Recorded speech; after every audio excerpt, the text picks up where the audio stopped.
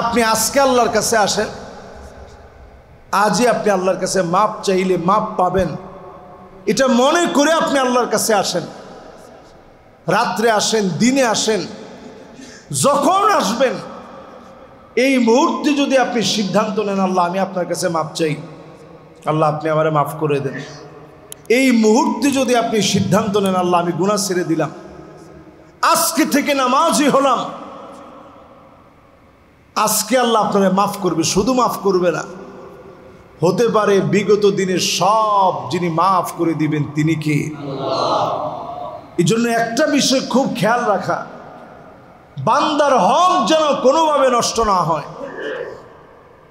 আমার অপর মুসলিম কোনো ভাইয়ের কোনো হক যেন আমরা নষ্ট না করি।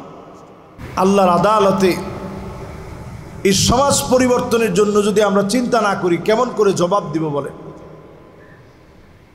ভয়াবহ এই সময়ের ভিতরে নিজেরই যদি আপনি আল্লাহর গোলাম মনে করেন, দূরে থাকার কোনো সময় আর এখন নাই।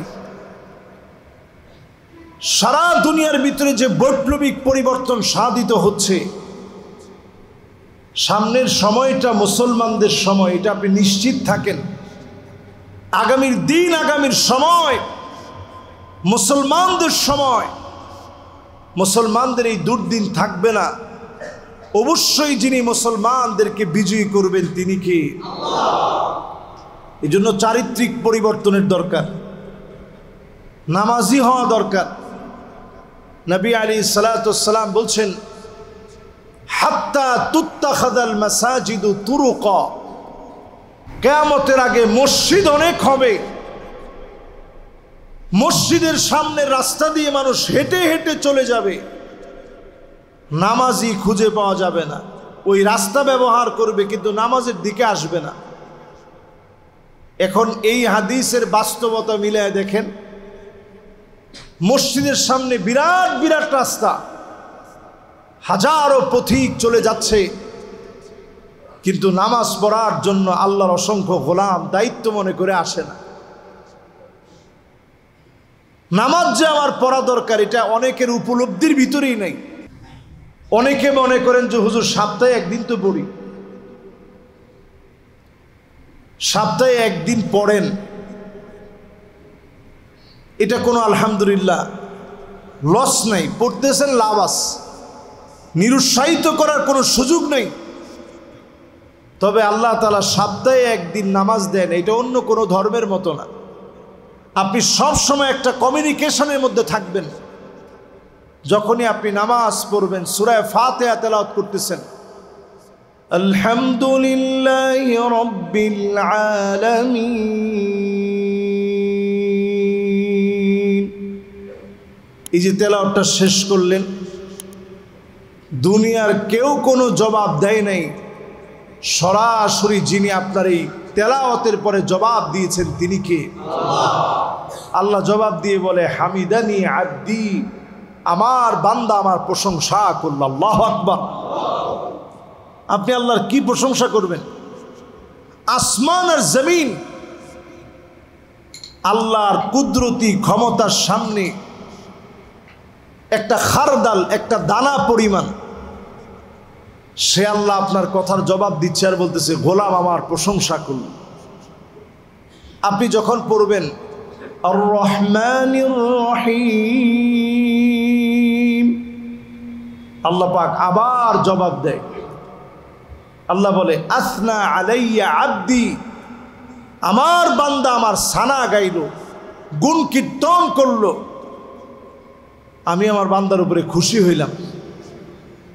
আপনি যখন বললেন মালিক ইয়াউমিদ্দিন, আল্লাহ আবার জবাব দিয়ে বলে মাজ্জাদানি আবিদি, আমার বান্দা আমার মর্যাদা বাড়ায় দিল। আল্লাহু আকবার। আচ্ছা আমি আল্লাহর কি মর্যাদা বাড়াবো? আল্লাহ বলে আমার গোলাম আমার মর্যাদা বাড়ায় দিল। আপনি যখন পড়বেন ইয়্যাকা না'বুদু ওয়া ইয়্যাকা নাস্তাঈন, আল্লাহ বলেন হাযা বাইনি ওয়া বাইনা আবদি, এটা আমার মাঝে আর আমার বান্দার মাঝে। গোলাম যদি আমার ইবাদত করে আমি আল্লাহ তার সাহায্যের জন্য যথেষ্ট। বলেন আল্লাহু আকবার। আপনি যখন বলবেন ইহদিনাস সিরাতাল মুস্তাকিম সিরাতাল্লাযীনা আন'আমতা আলাইহিম গায়রিল মাগদুবি আলাইহিম ওয়ালাদ-দাল্লিন।